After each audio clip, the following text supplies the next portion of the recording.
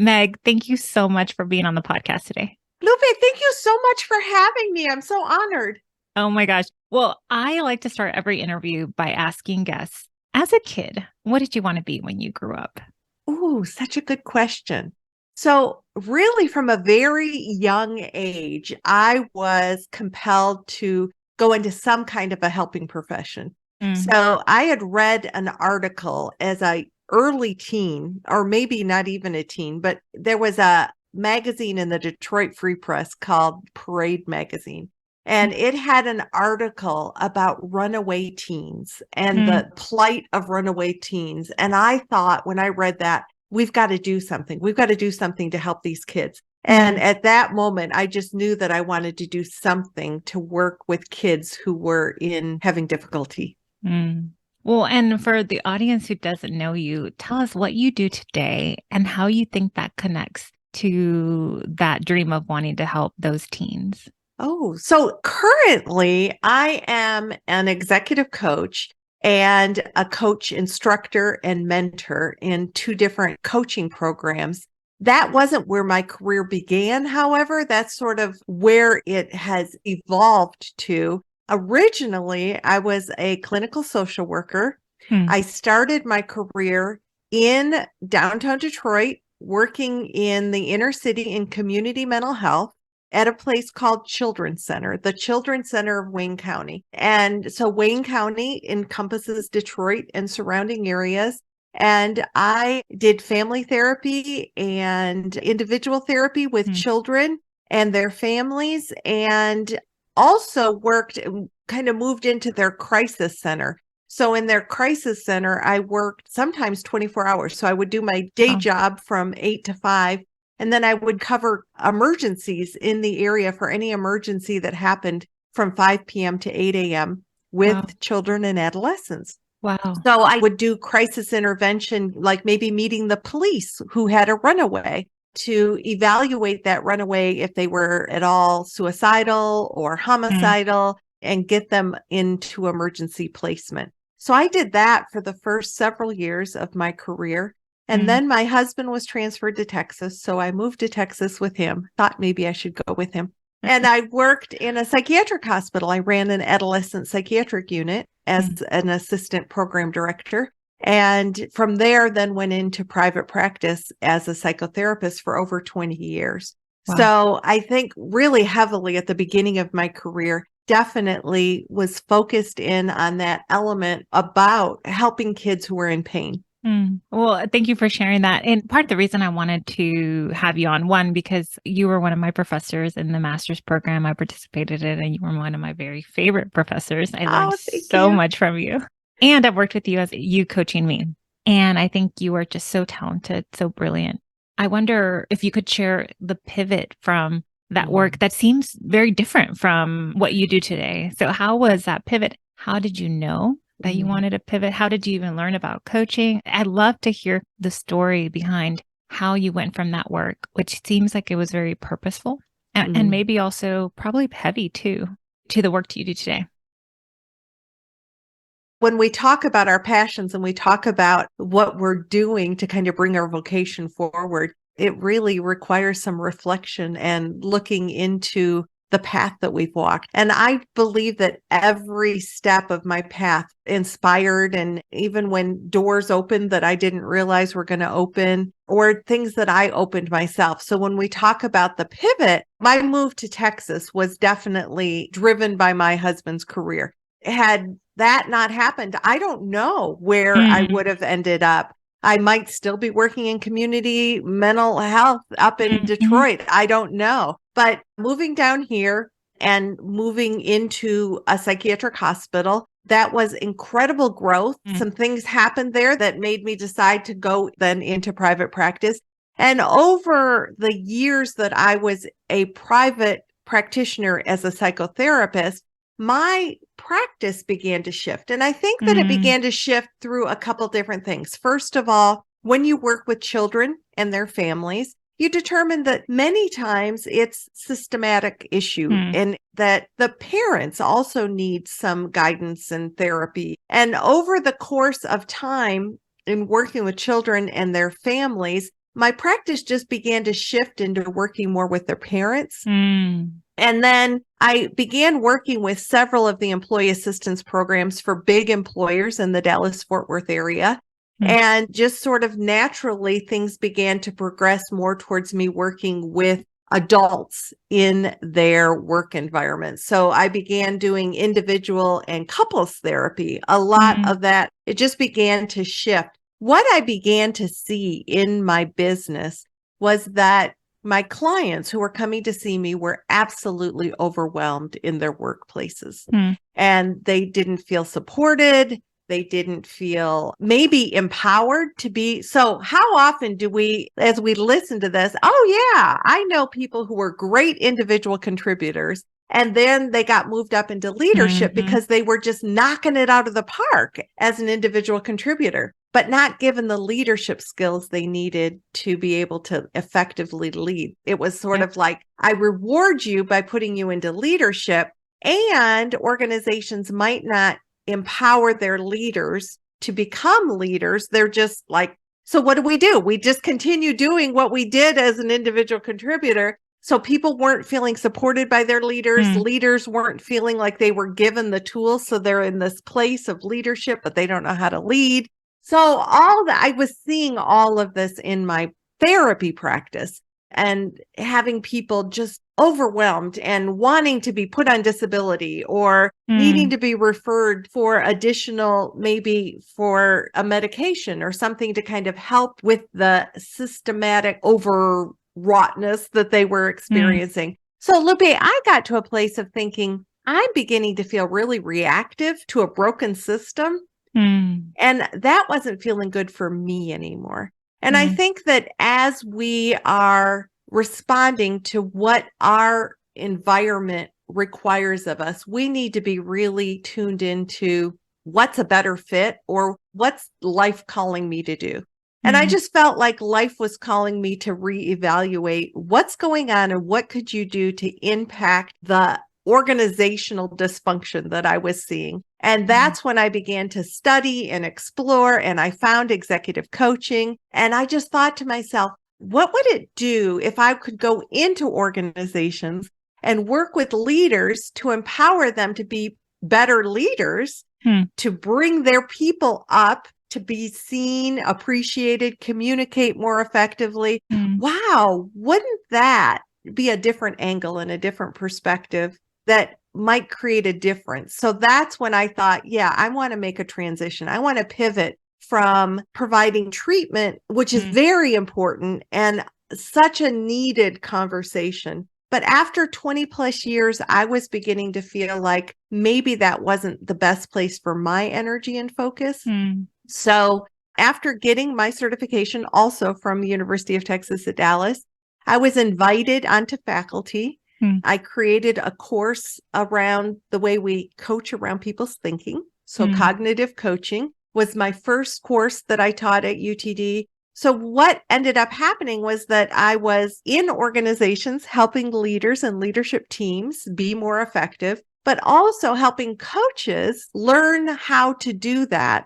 So then I thought, what an incredible gift that I've been given, because not only can I hopefully impact organizations by helping their leaders communicate more effectively. Really, what I do a whole lot of is helping coaches learn coaching so that they can use coaching as their leadership style. And then I've now mentored and trained over 1,000 coaches who are out there doing this work as well. What an incredible gift of a ripple effect, right? I mean, I can do what I can do, but when I can teach other coaches to do it, and we're now like an army of well-wished coaches out in the world, kind of bringing you're one of those awesome coaches, bringing that influence into the world. What an incredible gift. And what an impact you're having. I hope so. I hope so, because I believe in it. I truly believe that coaching, the way that we listen more deeply, the way that we are present with other human beings, the way that we can use our language and understand the power of language and help other people use that.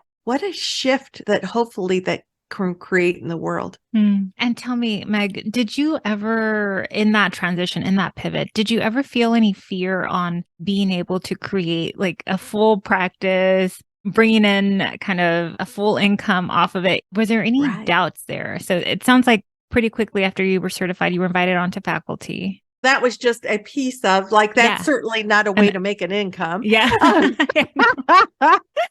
So how did you figure it out? Were there any fears there? I'm curious as to, I think when people are thinking about pivots, they have all these fears come up. I know I did. Yeah. And I certainly did. I remember when you're a therapist, or at least when I was a therapist early on, when managed care came in, because when I first began as a therapist, you just billed insurance and it was fine. But then managed care came in. Managed care sort of told therapists what they could do, what they couldn't do. It was insurance managing every element of your business. But part of that was that you had to get onto panels. So I had to be on Aetna's panel and Blue Cross Blue Shield's panel and Cigna's panel. You had to apply and be accepted onto those panels. So by the time, it was interesting. You had to accept that. It was a lot of work. It was a huge hit to my income. I remember that happened in 1994. I remember it very clearly. So there's a reason why So I spent years getting on all those panels, being accepted. So my moment, I remember very clearly, I had to make a decision. Am I going to go down this path of being a coach, or am I going to continue my path of psychotherapy?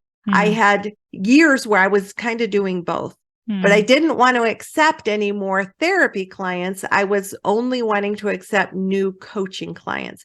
Well, in order to be on all of those panels, you have to accept new clients. There was a period of time that you could kind of go on where you weren't accepting new therapy clients. But at some point, you either had to accept new clients or get off the panel. That was my tipping point, right? So it was like, okay, either I'm going to believe that I can do this and build my coaching practice. And it's big. It was, am I going to be able to do this? Am I going to be able to make the income that I want to? And I remember sitting down. This was actually before you would send emails, I believe. I don't remember exactly when it was, but I had to write letters and sign them and send them to probably 25 panels that I was on and say, I'm resigning from your panel. Wow. That was a tipping point. That was a scary, like, okay, Meg, you've just spent years getting on all these panels. Wow. And in one sort of stroke of the pen, I was resigning, and that was going to majorly impact my income. Wow. So that was a scary, and I had to believe in, okay, what are you doing to build and let people know that your brand now is as a coach? I remember, Lupe, when I was first doing that transition, and I don't know if you ever experienced this, but this was like 2008-ish. People didn't really know what coaching was. There was a lot of questions about that, especially executive coaching. What is that? What is it that you're doing? And I remember if there were times that I was tired, I was just like, I didn't have the energy to put the brain power into describing what I did. If I was at a party or at an event, I would say I'm a psychotherapist because people knew what that was. I was doing a horrible job branding myself as a coach because people knew what psychotherapy was. But coaching would end up involved, like, what is that? And what now is a great opportunity to be able to do that. Now, in retrospect, I'm like shaming myself, like, Meg, you didn't step fully into this new experience of who you were and what you were offering. So, yes, there were moments of fear. There was moments of laziness. And then at some point, it was like, are you going to do this and fully do this? And then the second sort of scary time, it wasn't as scary as kind of letting go of an identity. About 3 years ago, I let go of my clinical license. Oh, wow. So you'd held on to it this whole time. Yeah. Wow. And I let go of it. And very truthfully, I'm glad that I did, because I can truly say to people now, I can't see you as a therapist. I'm not licensed as a therapist anymore. I let go of my really transition probably in 2010. So that was like 13 years ago. And I still have people asking me sometimes, would you see me as a therapist, or would you see my child as a therapist? And so in some ways, letting go of my clinical license, even though that took like a bunch to get, and I didn't want to I thought, Meg, do you really want to keep paying into holding and hold all the liability really that comes with having that license? So I let go of it. Yeah. There's a lot there that I want to dig into. So you did experience fear. Was there a moment, like tipping point, or a moment when you knew I'm going to be okay? Was it you landed a big job or started working with a certain client? Was there a moment after you'd already made that leap, after you'd already signed away all those letters, that you said, okay, I'm going to be okay? Was there one moment, or was it just kind of incrementally you started gaining more confidence? How was that experience for you? I believe it was when a mentor of mine asked me if I would do some business with him. And that business ended up being a lot of business. And to this day, I just adore him. And he's probably in his 80s now, I'm guessing. And he'll still say to me, you're the only coach that I ever asked to work with me. You're the only coach that I ever trusted in that process, which just makes me feel delightful. But I think when he invited me in to do some work, and I remember one of the things that I used to do as a therapist, and I did this even past letting go of those licenses. I mean, not my license, but letting go of the contracts. I would do critical incident debriefings for companies that were having a crisis. So if somebody died on site, if there was a robbery, if there was industrial accident, there's some horrible things that happen in my God, that sounds really... And they bring therapists in to help people help the leadership team figure out how to deal with it. Anyway, I was doing one of those critical incidents. And sometimes what you do is you do a presentation, you deal with people, and then you go into a room and people can come join you in the room and do one-on-one counseling. Anyway, so I was sitting in that room by myself, and I got a call from Ed, who is my mentor. And he said, I've got a client with this big company that I'm working with that I really think you would be a good fit for. Would you be willing to fly out, meet with her, and see if you wanted to work with her?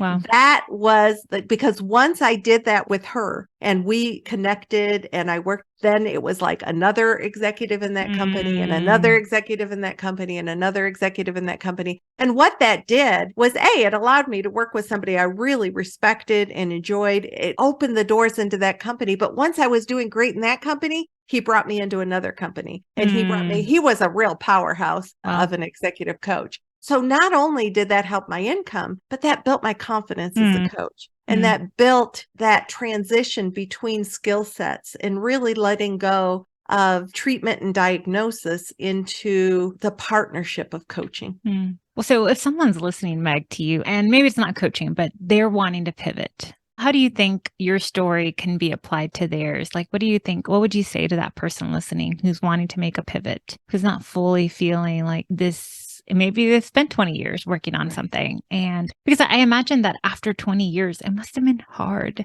challenging to pivot away from something that's probably was your identity. So one of the things I would say is, does this pivot get you excited? Does it get you is the thing you're pivoting into, is it something that is refueling your engine? So, because I had all this energy and excitement when I became a therapist. And then I felt like my engine was running dry. But this thought of becoming an executive coach, boy, it fueled my engine again. So that's the first thing. Is the pivot something that's worth the heavy lifting over? Gotcha. Because it is heavy lifting. I had to rebuild my business. I had to rebrand myself. The other thing that I would say is, are you doing the work that it takes to build the new skill set? So I could have conceivably just hung a shingle and said, now I'm a coach. But it was super important to me to do the training to become a coach, to build that skill set, and that to be committed to that I am continually sharpening my saw as a coach. So if you're out there and you're thinking about doing a pivot, what do you have to do to build the skills and really step confidently into that new space as whatever it is that you're thinking about doing differently? Yes, there were skills that I brought from being a therapist that transitioned into coaching, but they had to be tweaked and they had to be fine-tuned. I wanted to be responsible about how am I showing up as a coach now, which is different than showing up as a therapist. Mm. And then just what's your plan? Because it's a matter of fact, at the time that I was looking into coaching, my best friend, who was a therapist in the same therapy practice I was, also looking into doing a pivot into coaching. And we interviewed some of the same schools together. I mean, literally together. We were on the calls together. But she said to me, I don't have the energy or the desire to build from square one again. I don't want to do it. So she stayed. And as a matter of fact, she went into EAP work. So she is now an employee assistance person at a huge organization. And she's thrilled and happy, and it fit with her. So I would say, do a little bit of research. Look at, is this something that you want to put the work in to make the pivot successful for you? Because just having the idea, Field of Dreams is great. Build it and they'll come. But I think that there's a few spaces there, but you do have to let people know. And then I think, in my experience, people are not as willing to lean into their network as I think their network would like to support them. So when you do make a pivot, who already knows, likes, and trusts you that you could let them know, this is what I'm doing now. I just opened a bakery, or I just shifted into coaching, or I am now doing XYZ. And I would love to have a conversation with you to just explore a little bit about what's happening in your life and tell you a little bit about what's happening in my life, because the people who already love and support you, they want to know what you're doing, and you never know whom they might know. That's a great point. And I see that come through in coaching conversations a lot. And even in my own life, where someone's wanting to make a pivot. And one of the suggestions I give is to reach out to someone who has a role that you're even mildly curious about. Oh, yeah. And just have a 15-minute virtual coffee. What does your day look like? What do you do? And to start exploring, be leading with curiosity. And I find that every time I've suggested that, it's like this light bulb turning on for people. It's not something that they'd actually really considered before. And so there's so much power in our network.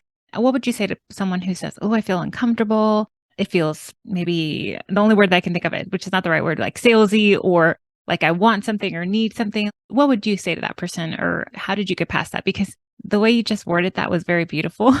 It didn't sound that way at all. And so what would you say to someone listening? Well, because I think the difference is that those conversations that you're having, you're not necessarily asking that person to become a customer or to become a client. What you're saying is, I want to share with you what I'm doing because you have a whole network of people that might need. And so I think it goes between, if you truly believe that what you're pivoting into is something that brings value, that people need, that people want, and you genuinely want to be able to provide them with whatever that is, then it's not about, I want, it me. It's like, this is something that I'm offering, or that I believe that the community needs. And I just want to let people know about it so that the people that are the right people for me can find me, because nobody can be a secret and a success at the same time. So whatever you're pivoting into, do you believe in it? Do you believe what it is that you're offering? Whether it's a cupcake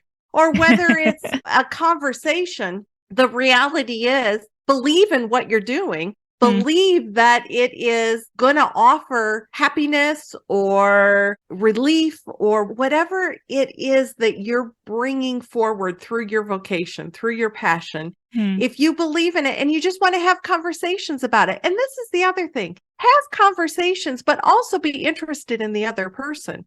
So if it's always about you're going to wear your people out. If you're saying, what are you doing now and what lights you up? And let me share what I'm doing also, because it lights me up. And if you know of anybody who is looking for a cupcake or needs to have a conversation about it being empowered or moving forward or whatever it is, I would just love for you to know that that's what I'm doing, so that everybody you connect with has their own networks and their own people that are coming to them and saying, gosh, I'm struggling with this. You're struggling with that? I just had a conversation with Lupe and this is what she's doing. And I just think the two of you might be great in having a discussion. So it becomes, maybe the other thing is that you can always just have conversations with people saying, I'm looking to go into X, Y, and Z. And I know that that's something that you've had use for. I don't want to have a sales conversation with you. I would just love to have a conversation to understand your needs more, because as I roll this out, you're my perfect client. I'm not going to ask you to do work with me. I'm going to ask,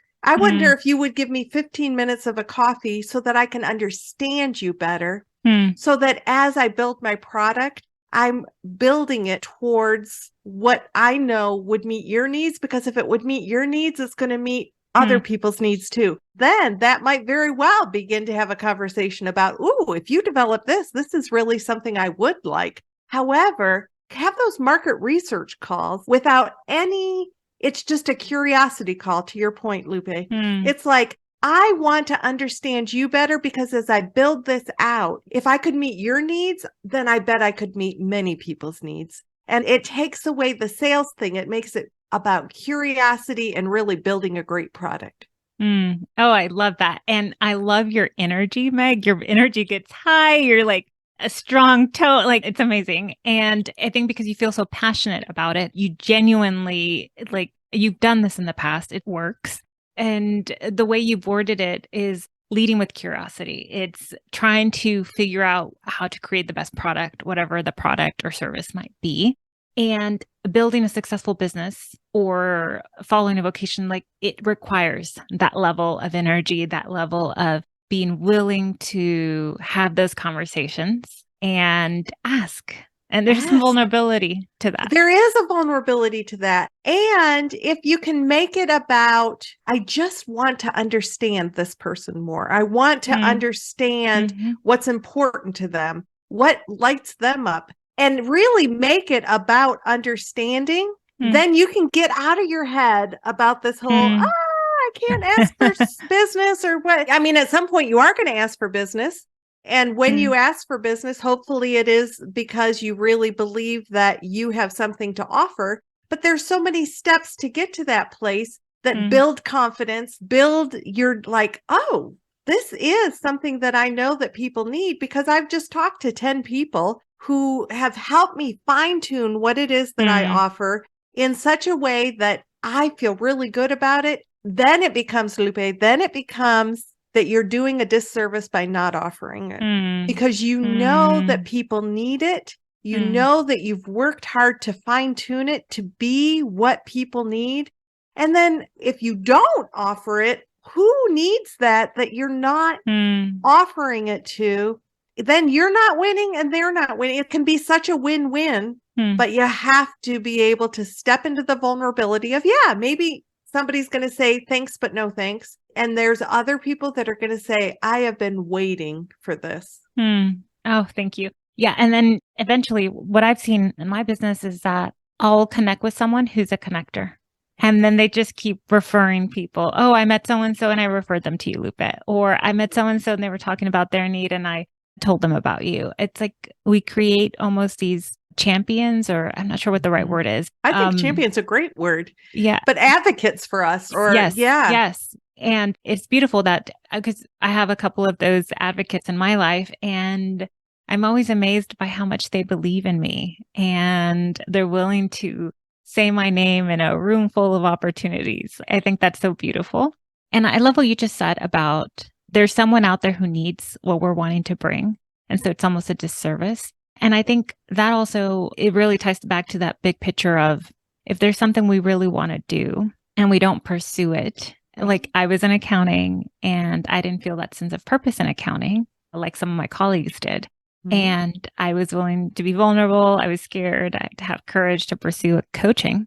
And now that I'm coaching my clients and I'm having this positive impact, I think, wow, if I hadn't made that leap, made that pivot, I wouldn't be able to have the impact I'm having today. And it's such a rewarding, fulfilling feeling. And I like to reflect on that and think, oh, if I hadn't done it, I wouldn't have these wonderful clients who I'm able to partner with and help.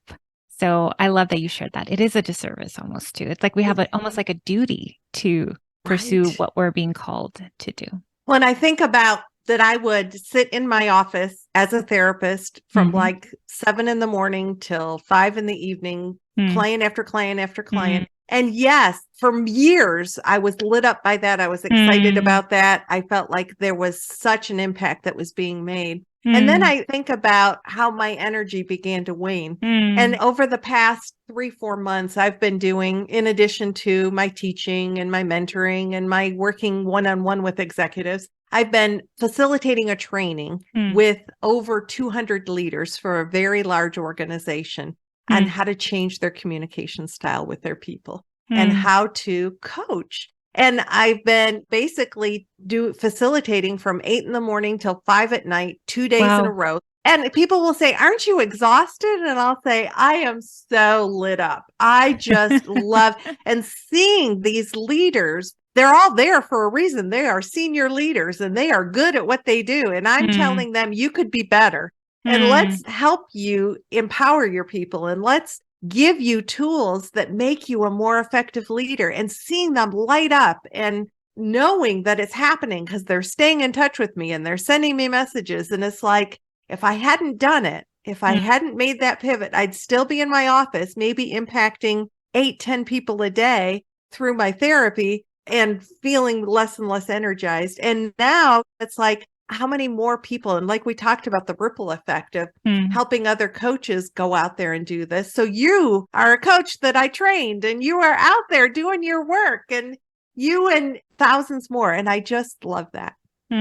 Yes. And that's a great point that you brought up. You felt purpose at some point, and you did that for 20 years. And then your energy started depleting, and you started to feel like, oh, this isn't it. And so that's a great point. Not everyone is in a job that they don't feel fulfilled, and they might have felt fulfilled. And then now things change. We're evolving, we're changing. And so that's okay to look for other opportunities to create that level of energy, because I think everyone listening can hear it in your voice, Meg. They can hear how energized you are, how much you love it. And I said this in another conversation a couple of weeks ago. That's what I wish for everyone listening right now. Me too. I truly do. And it is scary. I want to acknowledge that it was scary. It was scary to invest in the program that I invested in, to get trained. I mean, I had to go to my husband and say, this is a lump of change that I really want to be able to invest in myself. He was supportive of that. When you build a business, there's costs involved in that. And yet I'm so pleased that I followed my heart. That brings me to another point, I think, too, is you just mentioned your husband's support. Do you mind kind of talking to the point of support as we're making those changes in terms of colleagues, peers, mentors, family? How important is that when making a transition, do you think?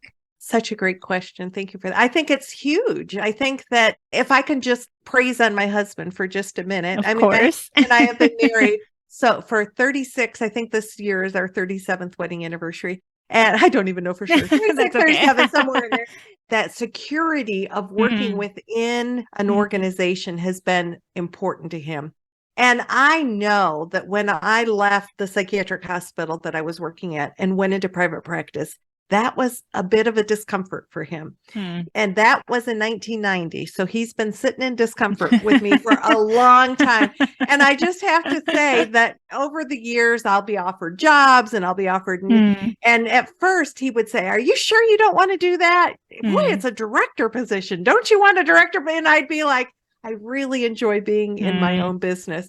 So he's had to. And very truthfully, I'm so grateful. I mean, he's always held a corporate job. So he's always covered insurance and done those things that have really allowed me to step into my passion. There's been years where it's been tight. That maybe while I was building things, that whether it was as a therapist, that year that managed care came in and cut salary 60% by coming in and taking over insurance payments. That was a difficult time, right? But he has always been supportive of me doing the kind of work that I enjoy doing. And luckily, over time, it's paid off for him. I mean, it's been a good thing. But even that place where I came to him and said, I really think that I want to transition. Here he'd been supporting like that I was in private practice for all this time and moving me from office to office and doing the different things that over time that I did. He was always so supportive of that. I don't think I could have done it if I didn't have a supportive spouse. Now, it also gave us great flexibility. So as we were raising kids, we discuss, maybe I'll be the early parent. I'll take the kids to the nanny or whatever, and you are the late parent. So it gave me the flexibility to work my schedule around what we needed as a family. Throughout the years, my parents have always been so supportive of, oh, this is what Meg's doing. And oh, and it's just like having that love and that support and that encouragement. My kids, when I started my podcast, I had started talking about my podcast probably 3 or 4 years before I actually got it going, maybe 2 or 3 years. But anyway, it got so that my kids, who were teenagers at the time, were like, yeah, Mom, your podcast. They'd be like, she's winking. Yeah, Meg is winking. that wink, wink. Sure. Yeah, Mom, you're going to start your podcast. And now it's 6 years in, over 300 episodes. And they're my biggest supporters. Oh, Mom, we're so proud. And they'll like, did you know my mom has a podcast? Oh. So that kind of love and encouragement. One of my best friends, every time I see her, she's like, I cannot believe what you've built. I cannot, because we were therapists together. It's different best friend, but we were in therapy at one point together as therapists. And she'll say to me, I cannot believe what you've built. I'm just so proud of you. So that kind of support and encouragement, that kind of lights that fuel as well, right? Thank you for sharing that. Thank you so much, Meg. Thank you for being here. How can people learn more about you? How can people work with you? How can people listen to your podcast? Oh, thank you for asking. My podcast is Star Coach Show on all the platforms. It's also starcoachshow.com. What I want to say about my podcast is that while it is strategies, tools, and resources, the STAR is an acronym for coaches, what I have learned over time is that it's really about showing up in the world and how do we communicate. So I have a brother who works in the school system, and he says, your show lights up the staff because it's about how do we talk differently? How do we listen more deeply? How do we, so whether you're a coach or not, I really hope that and there's a whole bunch of shows for leaders and how to be a more effective leader. So starcoachshow.com is a great way to connect with me. LinkedIn, Meg Rentschler. I'll supply you with whatever links you want, Lupe. But I just am so appreciative that you shared your show with me because I'm so stinking proud of you and the work that you're doing. And thank you if so the world much. had more people like you in it, bringing your great work forward, it would just go around a little smoother. Oh, thank you so much, Meg. That means the world to me. Thank you.